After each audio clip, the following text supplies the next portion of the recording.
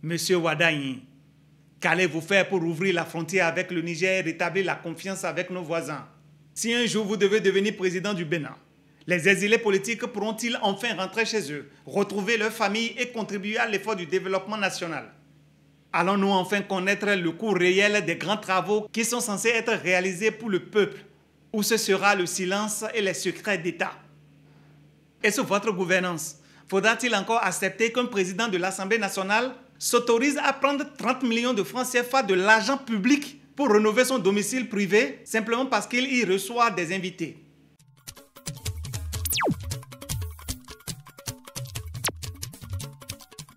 Chers frères, chères sœurs, mes chers compatriotes, depuis quelques jours, un nom circule partout au Bénin. Romuald Wadagne, le dauphin désigné de Patrice Talon. J'ai promis dans ma précédente vidéo que je reviendrai avec des questions auxquelles les candidats, et surtout M. Romuald Wadagne, ministre des Finances et candidat à la mouvance, devraient répondre. Parce que contrairement à beaucoup qui se laissent emporter par leurs émotions, jamais je ne voterai pour la continuité de la misère du peuple béninois.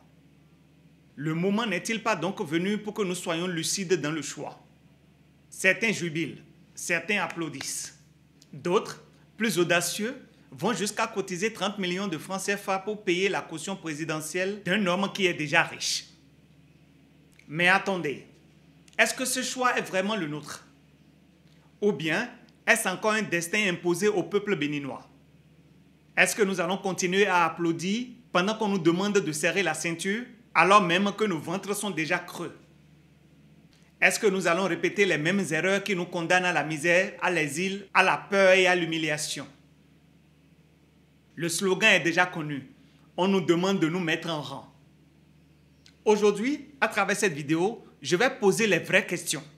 Et surtout, je vais les poser à M. Romuald Wadagne, celui qu'on présente comme le futur président du Bénin. Mais avant cela, laissez-moi ouvrir 3 parenthèses importantes. La première parenthèse, c'est pour dire merci aux autorités de la mairie de Porto-Novo.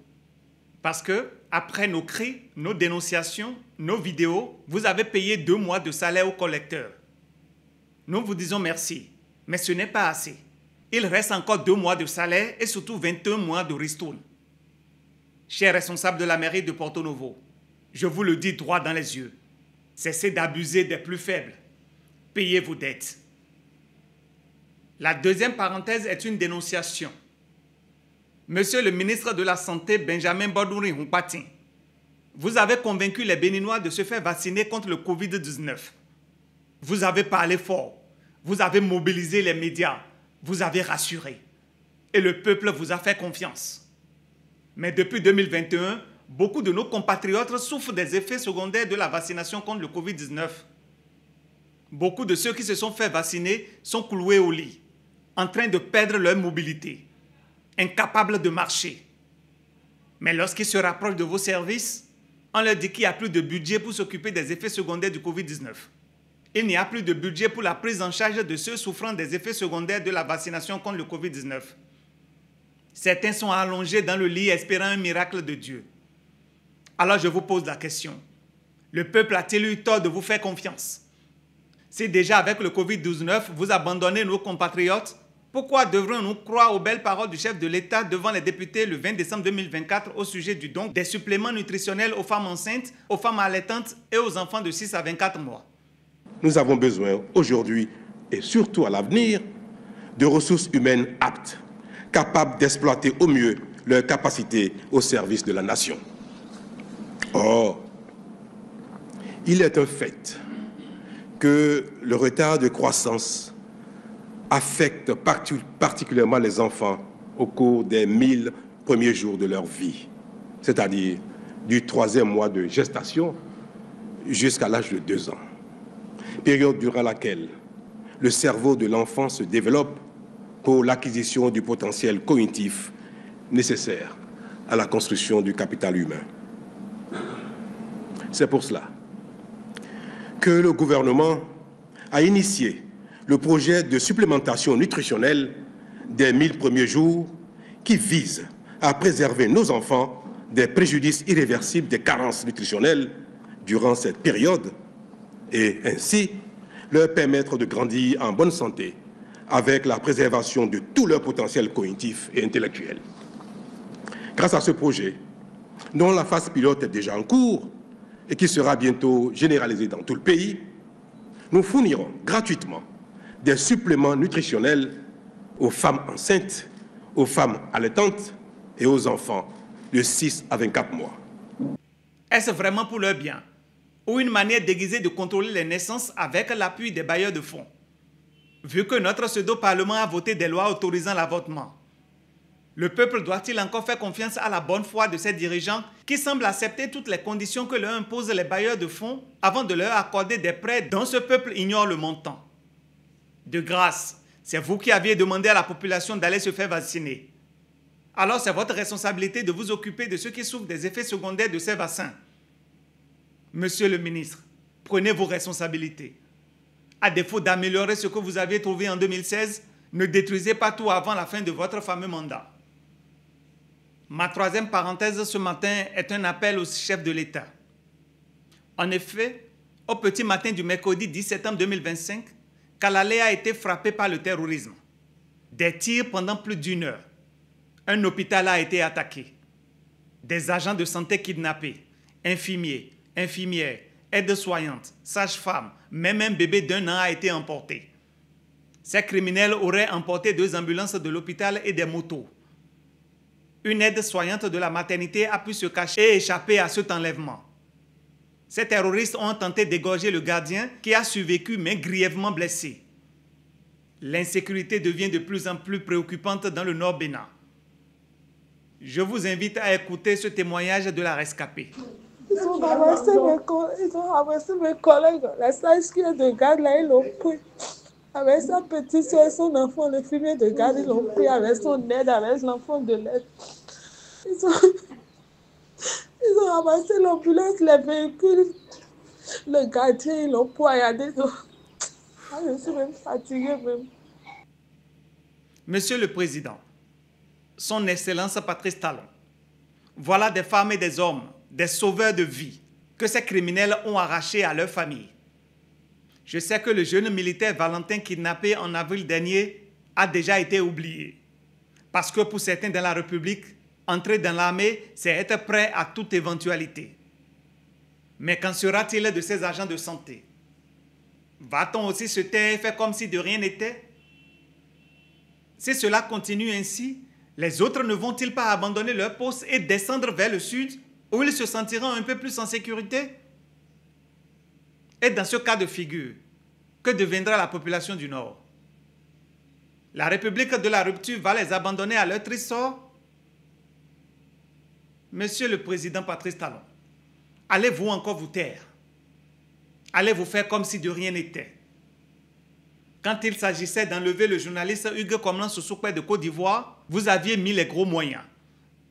Un jet privé a été loué. Pourquoi ne pas mettre les mêmes moyens pour sauver ses compatriotes des mains de leurs ravisseurs? Ceux qui ont négocié la libération de 2 touristes français, Laurent Lassimoulas et Patrick Pic, enlevés en mai 2019, sont où? Ceux qui ont négocié leur libération sont où? Notre vie compte-t-elle vraiment? Si on admet la réalité selon laquelle c'est la politique austère et brutale de la rupture qui a causé tout ce malheur que vivent nos compatriotes du Nord, ne peut-on pas prendre nos responsabilités et voler au moins à leur secours dans le but de corriger cette merde qui nous détruit à petit feu? C'est juste des préoccupations et j'espère qu'elles résonneront dans votre cœur, car je pense que vous en possédez un. Je finirai sur ce registre en disant à mes frères et sœurs du Nord, Dieu ne nous abandonnera pas.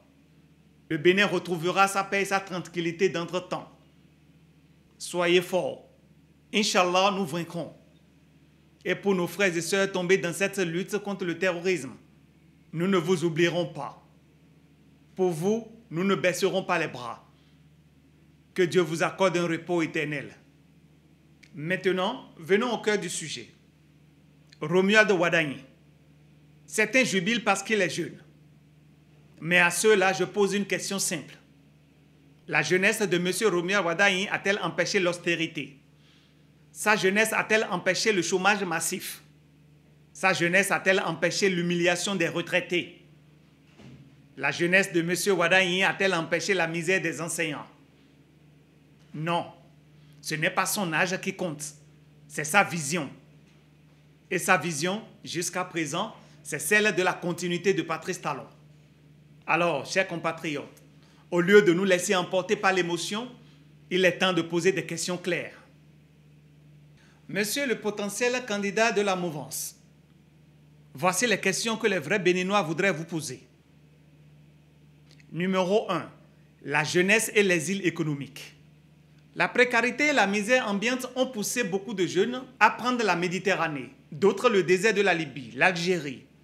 Ne parlons pas de nos sœurs qui sont obligées d'aller dans les pays de l'Orient pour travailler comme domestiques, où elles sont traitées comme des moins que rien, chosifiées par des maîtres ou patrons qui voient la peau noire comme un sous-homme.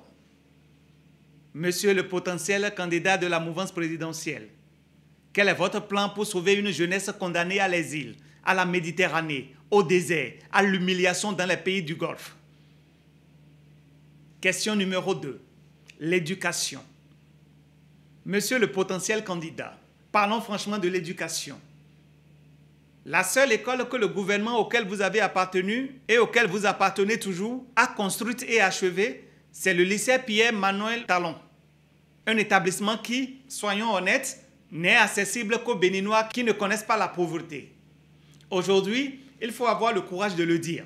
Notre système éducatif est à 1000 lieues des réalités du XXIe siècle. Il ne prépare plus personne à la vie active. Il est déconnecté du marché de l'emploi. Voyez nos apprenants. Beaucoup terminent leurs études en connaissant par cœur la Révolution française, la Seconde Guerre mondiale, des citations de Molière, etc., mais sont incapables de citer un seul article de la Constitution de leur propre pays ou même situer la ville de Parakou sur une carte. Ils résolvent des équations différentielles, mais ne savent pas fabriquer un simple cure-dent. Voilà l'absurdité. Un système éducatif qui enseigne tout, sauf comment vivre. Et quand enfin, après des années d'efforts, un étudiant réussit ses examens, la délivrance du diplôme devient un autre parcours de combattant. Attente interminable, procédure sans fin, bureau saturé et souvent, à la clé, une attestation grotesque de non-délivrance de diplôme. Oui, on reconnaît que l'étudiant a réussi, mais on lui dit « Désolé, nous n'avons pas de papier pour imprimer ton diplôme. » Ou encore, le recteur est absent depuis des années. Résultat, des jeunes qui décrochent des admissions à l'étranger se retrouvent bloqués une fois sur place, incapables de présenter leur diplôme définitif. Inscription suspendue, année perdue, rêve brisé. Tout ça simplement parce qu'ils n'avaient pas les moyens d'étudier en France et aux États-Unis comme vous, M. Wadayi. Leur seule faute, avoir cru en l'école béninoise. Et pourtant, votre gouvernement n'a cessé de chanter le mot « réforme » pendant près de 10 ans. Mais dans l'éducation, rien de concret. Mis à part retirer le droit de grève aux enseignants, aucune amélioration sérieuse. Pas un seul CG construit, pas un seul amphithéâtre, pas un seul bus universitaire acheté. Même une module de classe, vous n'en avez pas ajouté. La fameuse promotion de l'enseignement technique est restée au stade de slogan. Nous sommes en 2025 et nos classes sont toujours surpeuplées. Nos universités ressemblent à des musées d'art délabrés. Les enseignants contractuels, les AME à qui vous avez personnellement promis le reversement depuis 2022, attendent toujours. 3 ans plus tard, toujours rien. Nos lycées tombent en ruine et les toilettes de nombreux CG sont insalubres qu'elles découragent même d'y entrer. Alors, M. Wadayi, permettez-moi une question claire. Pourquoi s'accommoder d'un système éducatif qui fabrique des chômeurs, des diplômés sans diplôme, des étudiants bloqués à l'étranger au lieu de bâtir l'avenir? Et surtout, que proposez-vous concrètement pour réformer l'école béninoise et en faire une école du XXIe siècle? Question numéro 3. Frontières et relations régionales. Monsieur le potentiel candidat, si demain vous devenez président de la République, que comptez-vous faire pour la réouverture de la frontière avec le Niger et pour la pacification de nos relations avec les pays voisins? Des milliers de familles vivaient de ces échanges frontaliers. Depuis la fermeture de cette frontière, elles se sont retrouvées sans ressources, privées de leur gagne-pain. Alors, si un jour vous devez devenir président, allez-vous leur rendre cette joie de vivre qu'elles ont perdue? Et notre diplomatie, sous votre mandat, aurait-elle enfin un nouveau visage? Ou allons-nous continuer de cultiver cette arrogance qui nous isole et nous fragilise dans la sous-région? Monsieur Wadagne, qu'allez-vous faire pour ouvrir la frontière avec le Niger et rétablir la confiance avec nos voisins? Question numéro 4. La connexion Internet. Oui, la fameuse connexion Internet. Monsieur le candidat Wadagne, si vous devenez président du Bénin, la connexion Internet sera-t-elle un luxe pour ceux qui osent critiquer votre gouvernement? Votre vision sur ce sujet a-t-elle évolué depuis cette fameuse sortie médiatique maladroite d'il y a quelques années? Parce que soyons clairs, la moindre des choses que l'on peut espérer d'un président jeune, c'est qu'il comprenne l'importance d'une connexion Internet de qualité, accessible et abordable pour l'économie et pour la jeunesse. Alors dites-nous, monsieur Wadagne, avec vous à la tête du Bénin, aurons-nous enfin une connexion Internet rapide et à moindre coût, ou bien continuerez-vous à dire le prix dépend de l'utilité qu'on en fait? Au point 5, liberté et justice. Monsieur le candidat, avec vous au pouvoir, les lois et les textes que le Bénin a ratifiés seront-ils respectés? Ou bien allons-nous continuer à fonctionner comme un État voyou? Allons-nous encore bafouer les règles internationales en envoyant les gros bras enlever des compatriotes à l'étranger pour les ramener de force devant une justice aux ordres? Allez-vous continuer avec la fermeture des maisons de presse indépendantes simplement parce qu'elles refusent de répéter telles des perroquets ce que le président veut entendre? Nos prisons resteront-elles pleines de prisonniers d'opinion? Les journalistes pourront-ils enfin travailler librement sans craindre que votre fameux code du numérique ne soit utilisé pour les faire taire? Le citoyen béninois pourra-t-il gagner un procès contre l'État? Et surtout, les juges auront-ils enfin la liberté de dire le droit sans subir d'injonctions de l'exécutif? Monsieur Romuald Wadagne, les portes des prisons béninoises vont-elles rester ouvertes pour les délits d'opinion? Les journalistes pourront-ils travailler librement? Les juges pourront-ils rendre justice sans craindre l'exécutif? Monsieur Wadagne, si un jour vous devez devenir président du Bénin, les exilés politiques pourront-ils enfin rentrer chez eux, retrouver leur famille et contribuer à l'effort du développement national? Pourront-ils, comme tout citoyen, jouir de leurs droits civiques sans craindre la répression? Et les prisonniers politiques, Joël Aïvo, Rekia Madougou, Steve Amoussou, Julien Kandé-Kansou, Ignace Sossou, Hugues Komlan Sossoupe et tous les autres, sortiront-ils enfin des geôles béninoises? Monsieur Romuald Wadagne, président du Bénin, déclarer sa candidature à une élection sera-t-il encore considéré comme un crime passible de prison? Ou bien, cette fois-ci, les opposants à votre régime pourront-ils s'exprimer librement au même titre que vos fidèles après votre élection? Au point 7, transparence de l'État.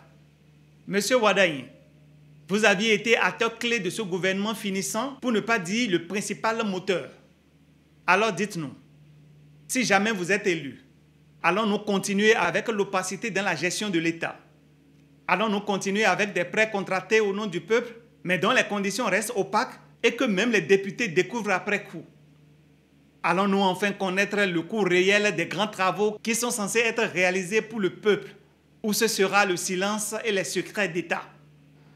Et sous votre gouvernance, faudra-t-il encore accepter qu'un président de l'Assemblée nationale s'autorise à prendre 30 millions de francs CFA de l'argent public pour rénover son domicile privé simplement parce qu'il y reçoit des invités? Monsieur Wadagne, allez-vous continuer à contracter des prêts opaques sans informer le peuple? Allez-vous enfin publier le coût réel des grands travaux? Au point 8, travail et emploi. Monsieur le candidat, l'actuel code du travail va-t-il rester en vigueur tel qu'il est au détriment des travailleurs béninois? Sous votre mandat, le salarié béninois sera-t-il toujours clochardisé, réduit à un statut précaire pendant que l'employeur sera surprotégé? Comme votre mentor, allez-vous continuer à privilégier le patron au détriment des employés? L'employeur aura-t-il toujours le droit de licencier un salarié sans explication, sans recours possible? Et pour nos petites et moyennes entreprises, celles qui créent de l'emploi et font tourner notre économie, quel est votre programme pour ces PME? Comment comptez-vous soutenir les initiatives locales pour qu'elles prospèrent sans que les impôts ne les étouffent dans l'œuf? Allez-vous maintenir un code de travail qui clochardise les salariés et détruit les PME? Ou bien donnerez-vous enfin une chance à ceux qui créent des emplois? Au point 9, parlons agriculture.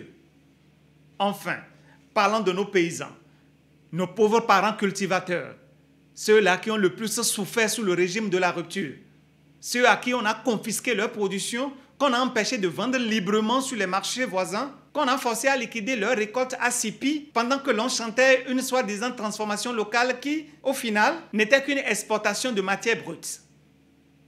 Monsieur Wadagne, vous, président de la République du Bénin, est-ce que ces paysans pourront enfin respirer et vivre dignement des fruits de leur travail? Ou bien allons-nous simplement continuer avec ce système d'esclavage moderne, où ceux qui nourrissent le pays sont les premiers sacrifiés? Qu'avez-vous à proposer concrètement pour libérer et valoriser l'agriculture béninoise? Que proposez-vous aux paysans dont les productions ont été confisquées par la GDIZ et la CIPI? Vont-ils enfin pouvoir vivre dignement de leur labeur? Comment ne pas parler de la santé? Monsieur le candidat, comment comptez-vous réformer le système sanitaire de notre pays? Les dialyses seront-elles enfin prises en charge dans leur totalité? Ou bien, comme le gouvernement auquel vous appartenez, allez-vous continuer à choisir qui a le droit de vivre et qui peut mourir dans l'indifférence générale? Que proposez-vous de concret pour améliorer durablement le secteur de la santé pour que chaque Béninois, riche ou pauvre, puisse se soigner dignement? Que ferez-vous pour les dialysés, les hôpitaux, les victimes abandonnées du système sanitaire? Et comme bonus, nous parlerons de la sécurité et du terrorisme. Monsieur Wadagne, au début de cette vidéo, j'ai invoqué dans une parenthèse les attaques terroristes que subissent nos frères et sœurs au nord du pays. Alors dites-nous clairement, que ferez-vous différemment pour, d'une part, rétablir le vivre ensemble entre les Béninois et d'autre part, mobiliser tout le peuple afin que, main dans la main, nous éradiquions ce mal qui nous décime? La sécurité, qui est la base même du développement, sera-t-elle une vraie priorité sous votre mandat? Ou bien allons-nous continuer avec ce système brutal qui réprime violemment le peuple chaque fois qu'il ose réclamer son droit de vivre décemment et de dénoncer ce qui ne va pas? Allons-nous continuer avec ce modèle qui, justement, a créé un terreau fertile pour le terrorisme dans notre pays?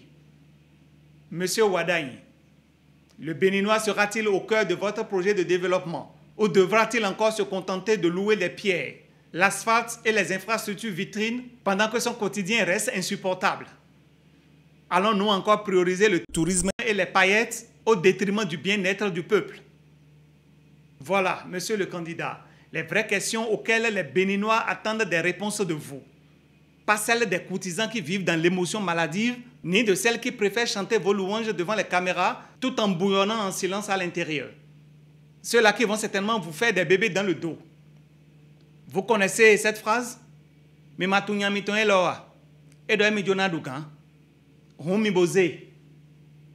Allez-vous continuer à réprimer violemment le peuple pendant que le terrorisme avance? Ou bien mettrez-vous le citoyen au cœur de votre politique? Voilà, chers amis, des questions simples, des questions claires, des questions que tout candidat digne de ce nom doit affronter. Il ne s'agit pas d'émotion, mais d'avenir. Il ne s'agit pas d'applaudir un dauphin, mais de choisir un président qui mettra enfin l'humain au centre du développement. Si vous pensez que j'ai oublié des questions, écrivez-les en commentaire. Partagez cette vidéo au maximum. Surtout, n'oubliez pas de vous abonner à la chaîne Achille Free. Parce que ce combat est le vôtre, ce combat est le nôtre. À très bientôt pour une nouvelle vidéo. Ciao.